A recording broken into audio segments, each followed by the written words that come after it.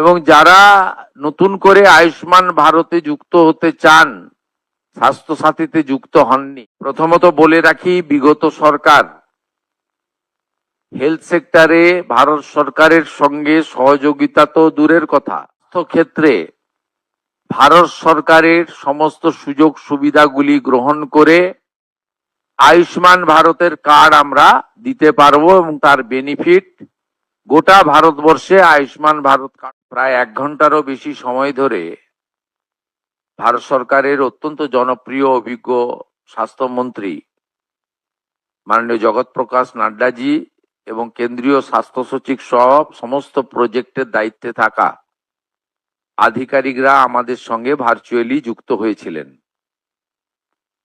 এবং আমার সাথে রাজ্যের মুখ্য সচিব, স্বাস্থ্য সচিব, মুখ্যমন্ত্রীর প্রধান পরামর্শদাতা এবং অন্যান্য আধিকারিক বৃন্দ, তারাও এখান থেকে আমরা যুক্ত হয়েছিলাম।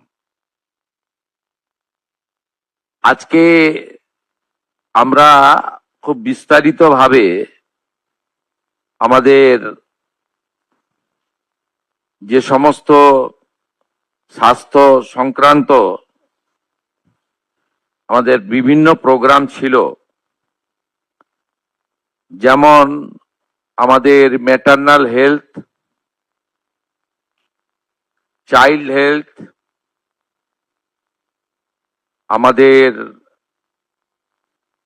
মেজলেস রুবেলা ডিজিজ, টিবি মুক্ত ভারত অভিযান, ম্যালেরিয়া, কালা আজার, এছাড়াও ফাইলেরিয়া সহ আমাদের নানা ধরনের ভারত সরকারের যে বিভিন্ন কর্মসূচিগুলো চলছে হেলথ সেক্টরে, তার উপরে প্রত্যেকটা সেক্টর ধরে ধরে আমরা রিভিউ করেছি। প্রথমত বলে রাখি, বিগত সরকার হেলথ সেক্টরে ভারত সরকারের সঙ্গে সহযোগিতা তো দূরের কথা, বিরোধিতা করেছে, যার ফলে পশ্চিমবাংলায় লক্ষ লক্ষ তো বলবো না, কোটি কোটি পশ্চিমবাংলার মানুষ ভারতবর্ষের অন্য প্রদেশগুলো যে ধরনের হেলথ সেক্টরে কেন্দ্র রাজ্য যৌথ উদ্যোগে বেনিফিটস গুলো পাচ্ছেন, সেখান থেকে বঞ্চিত হয়েছেন।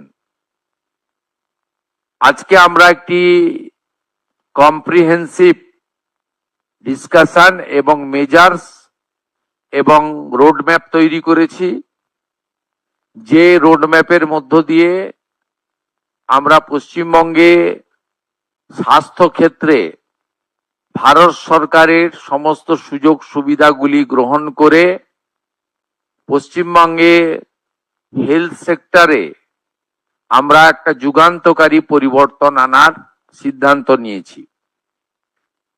আপনারা, আমাদের কেন্দ্রীয় স্বাস্থ্যমন্ত্রী মহোদয় বললেন যে 15, 16, 17, আমি কেন্দ্রে তখনও স্বাস্থ্যমন্ত্রী ছিলাম, ডেঙ্গুর সংখ্যা পর্যন্ত আমাকে চেয়ে দেওয়া হয়নি, অস্বীকার করা হয়েছে। Central state political government to government relation তো ছিলই না, প্রশাসকদের মধ্যে বা ব্যুরোক্রেটসদের মধ্যে বা ডাক্তারদের মধ্যে বা হেলথ সেক্টরে যারা দায়িত্বপ্রাপ্ত তাদের মধ্যেও টকিং টার্ম, চিঠিপত্র আদান প্রদান ছিল না। একটা মারাত্মক ধরনের নেগেটিভিটি কাজ করেছে, যার কুফল সর্বত্র আমরা দেখতে পাচ্ছি। আয়ুষ্মান ভারতে ইতিমধ্যে এনরোলমেন্টের কাজ শুরু হয়েছে। আমাদের বিশ্বাস যে জুলাই মাস থেকে আয়ুষ্মান ভারতের কার্ড আমরা দিতে পারবো এবং তার বেনিফিট গোটা ভারতবর্ষে আয়ুষ্মান ভারত কার্ড হোল্ডাররা পাবেন। আমরা আশা করছি যে স্বাস্থ্য সাথীর কার্ডের সঙ্গে যুক্ত এমন 6 কোটিরও বেশি আমরা যারা কার্ড হোল্ডার তাদেরকে আয়ুষ্মান ভারতে এক্ষুনি নিয়ে যেতে পারবো। পরে পরে এই সংখ্যা আরো বৃদ্ধি পাবে। এবং যারা নতুন করে আয়ুষ্মান ভারতে যুক্ত হতে চান, স্বাস্থ্য সাথীতে যুক্ত হননি, তাদের ক্ষেত্রেও অপরচুনিটি থাকছে। আমরা জুন মাসের প্রথম সপ্তাহের মধ্যে আয়ুষ্মান আরোগ্য মন্দিরের এগ্রিমেন্ট দিল্লিতে করার সিদ্ধান্ত নিয়েছি।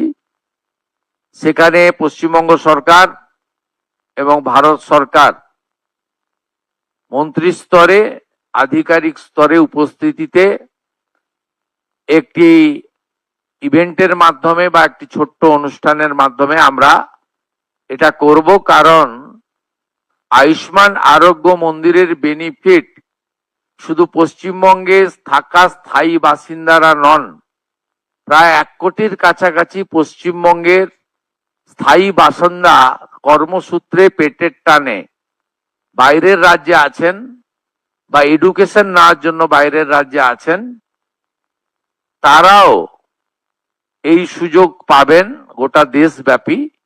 সেই এগ্রিমেন্ট আমরা জুন মাসের প্রথম সপ্তাহে দিল্লিতে করার সিদ্ধান্ত নিয়েছি। আমাদের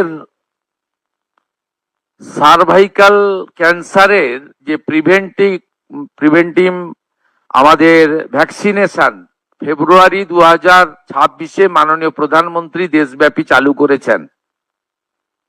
পশ্চিমবঙ্গে 7 লক্ষের বেশি ডোজ ভারত সরকার তারা দিতে চান।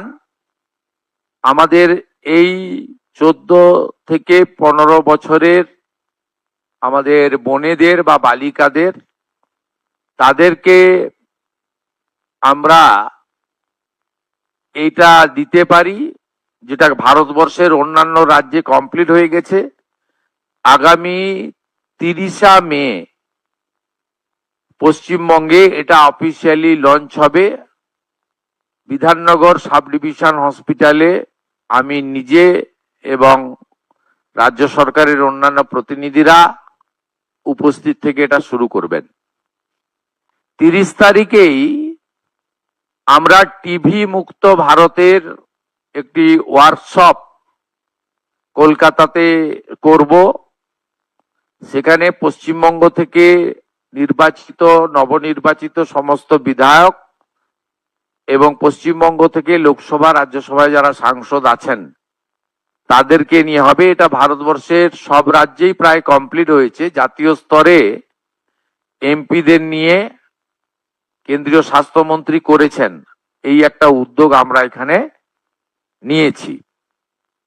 আমাদের কতগুলো সেক্টরে যদি আপনারা দেখেন, তার মধ্যে প্রধানমন্ত্রী জন ঔষধি কেন্দ্র এখন 117টা চলছে। আমরা 467, একটাও চলে না এখন, চলে। হ্যাঁ, আমরা প্রধানমন্ত্রী জনঔষধি কেন্দ্র মোট 468টা করার প্রস্তাব, 469টা করার প্রস্তাব ভারত সরকারকে দিয়েছি, যাতে block health centre, BPHC, sub division hospital এবং ডিস্ট্রিক্ট হসপিটাল কভার করবে।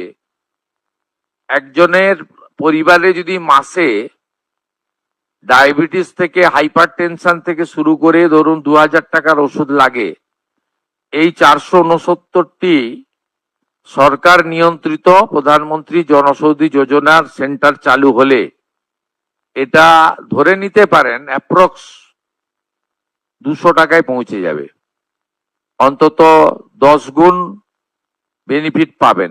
এর সাথে অমৃত প্রকল্পে 50 থেকে 80% ছাড়ে ওষুধ, দুরারোগ্য ব্যাধির ওষুধ বিতরণ কেন্দ্র আমরা 70%, 80% পর্যন্ত ফ্রি থাকবে।